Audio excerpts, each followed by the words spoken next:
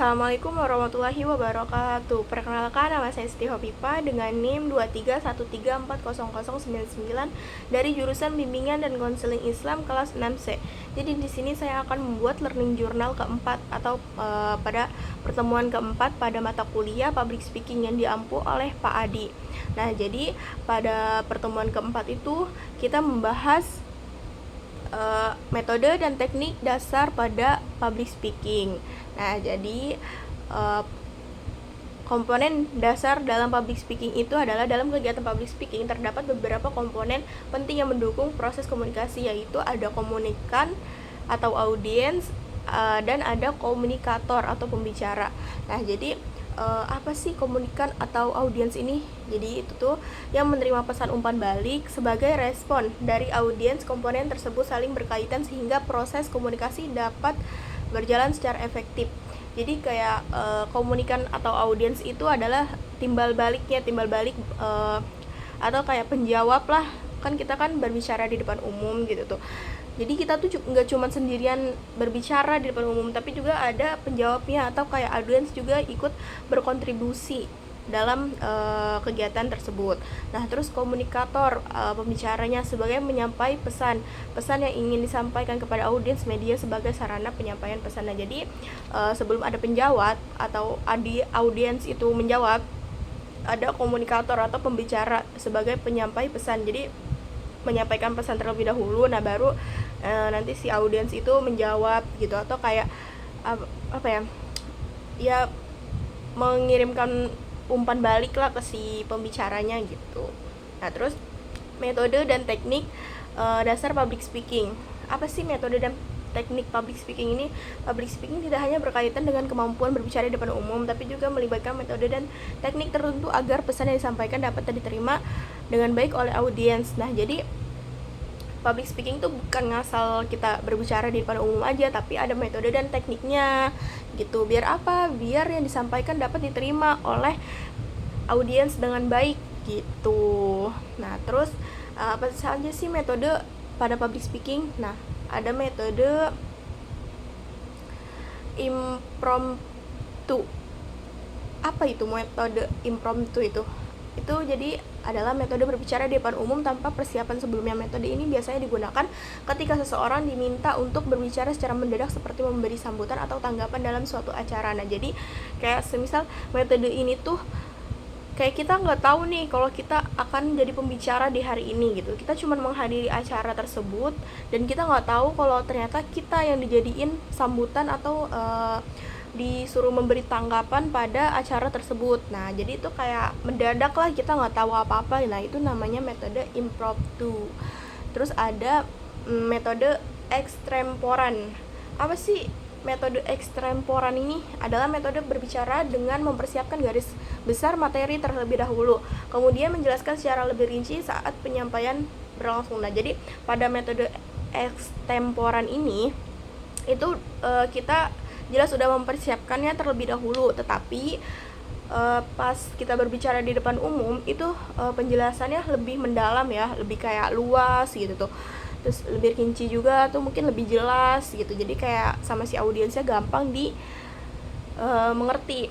Nah, terus ada metode manuskrip atau naskah. Nah, jadi kayak ini tuh dalam public speaking adalah cara berbicara dengan membaca teks yang sudah disiapkan sebelumnya. Metode ini biasanya digunakan dalam acara resmi atau formal agar tidak terjadi kesalahan dalam penyampaian kata-kata.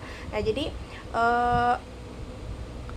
metode manuskrip atau naskah ini itu kita sudah mempersiapkan nih, kita sudah mempersiapkan sebelumnya sebelum kita berbicara di depan umum, tapi tetap menggunakan teks atau kayak ya kita membaca teks. Biar apa? Biar tidak ada kesalahan.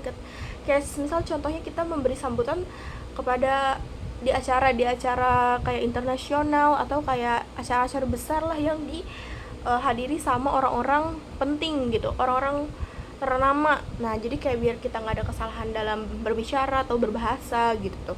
Jadi tuh digunakan manuskrip. Biar apa? Biar nggak ada kesalahan dalam kita berbicara juga, karena kan kadang kita berbicara di depan umum juga walaupun selancar-lancarnya gitu, ada aja di fase kita gugup atau kayak ya salah lah gitu kan. Terus ada metode memoriter atau hafalan. Nah, metode ini dalam public speaking cara berbicara di depan umum dengan menghafalkan naskah yang telah disiapkan sebelumnya sehingga menyampaikan dapat dilakukan tanpa membaca teks. Nah, kalau ini dengan kita menghafal ya nggak baca teks sih, tapi kita menghafal, jadi kayak kita udah tahu nih apa yang mau kita sampaikan. Ya mungkin sama aja sih kayak sambutan gitu, atau kayak kita disuruh memberi tanggapan tetapi kita sudah dikasih tahu terlebih dahulu kalau kita nanti disuruh maju gitu tuh. Terus kita sudah mempersiapkan terlebih dahulu dan kita menghafal teksnya supaya kita tahulah apa yang mau kita omongin di depan nanti gitu.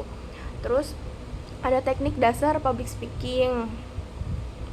Jadi ada teknik verbal, teknik vokal, teknik visual atau bahasa, dan ada yang lainnya. Nah, jadi teknik verbal itu adalah teknik penyampaian pesan melalui kata-kata yang digunakan pembicara. Nah, jadi verbal itu kita melalui pesan lah, kita berbicara dengan kata-kata yang digunakan gitu tuh.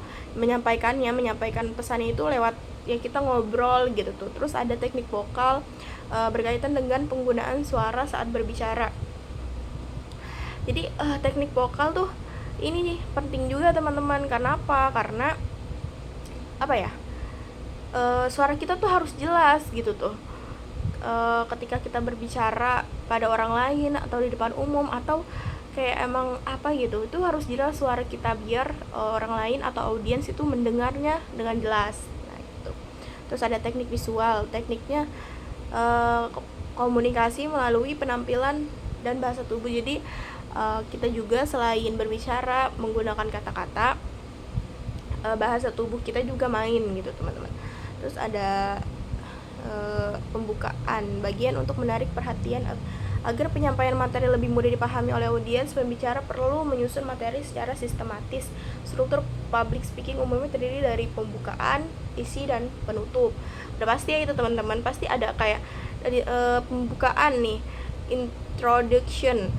Jadi kayak kita pembukaan dulu lah, nggak mungkin kita langsung menyampaikan isi apa yang mau kita sampaikan gitu tuh. Pasti kita kayak perkenalan dulu atau kayak memberi hormat dulu pada yang punya acara atau kayak apa gitu tuh. Terus baru ke isinya kita menjelaskan materi atau informasi yang akan kita sampaikan. Nah, terus dilanjut dengan penutup, kesimpulan akhir. Nah, jadi itu teman-teman pertemuan keempat kemarin pada public speaking. Nah, mungkin itu saja yang dapat bisa saya sampaikan. Kurang lebihnya mohon maaf. Wabillahi taufiq wal hidayah. Wassalamualaikum warahmatullahi wabarakatuh.